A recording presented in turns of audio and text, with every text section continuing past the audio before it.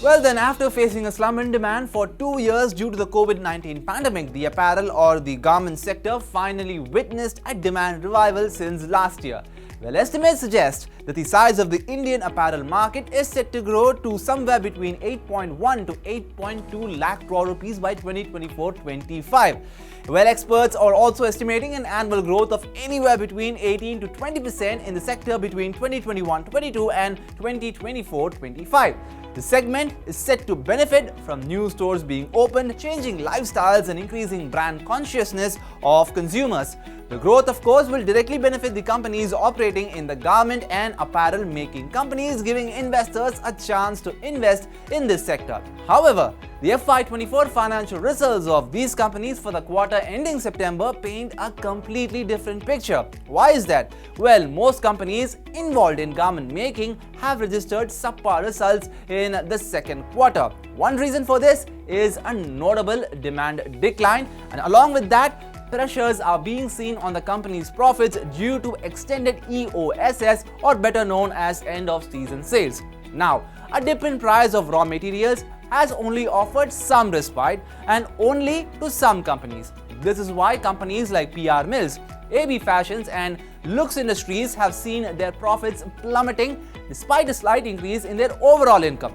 Companies like AB Fashions, Alok Industries and Sutlej Textiles have either seen their losses widening further or have slipped into losses from a profitable state. Now, losses incurred by new brands, say Tasva and TMRW Fashion, have also pressured the margins of AB Fashion. Why is that? Well, that can be owing to the fact that weddings have been postponed or pushed for a later date as compared to last year. This, coupled with a slowdown in discretionary demand, is affecting the overall demand. But even in these challenging times, some companies have managed to register a good growth in their income, operating profit and profits as well. Now, some of these include Rupa & Co., Dollar Industries and Trent. Now, impacting Trend's strong income growth is the company's launch of new stores along with a 100% LFL, or better known as like-for-like sales, which can be considered solid. LFL denotes the growth in sales generated by the company's established and similar number of stores over a year. This excludes the sales impact recorded by newly opened or acquired stores or closed ones. Now, you must be wondering about the sector's outlook because experts continue to stay bullish on it despite a lackluster financial performance last quarter. Well, despite the results being unsatisfactory, experts have commented positively on these companies. The management of some companies have also expressed a potential demand uptick in the festive and luxury segment in the third quarter.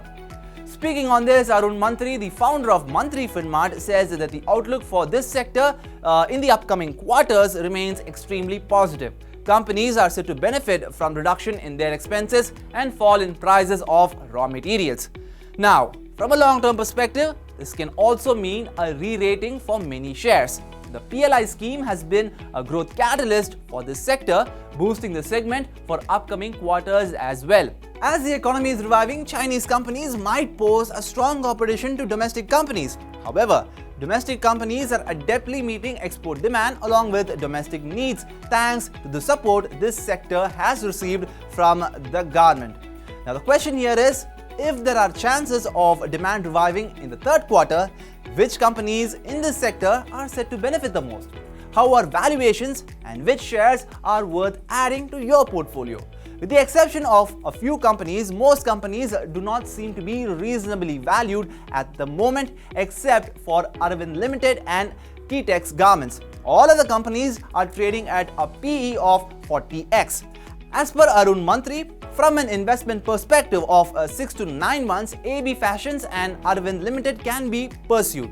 One should avoid adopting a long-term investing strategy here, since it would be wiser to have a medium-term strategy before the upcoming elections. You can buy ABL Fashions with the aim of 285 rupees with a stop loss at 190 rupees. For Arvind Limited, the aim should be somewhere at 290 rupees and stop loss should be at 195 rupees.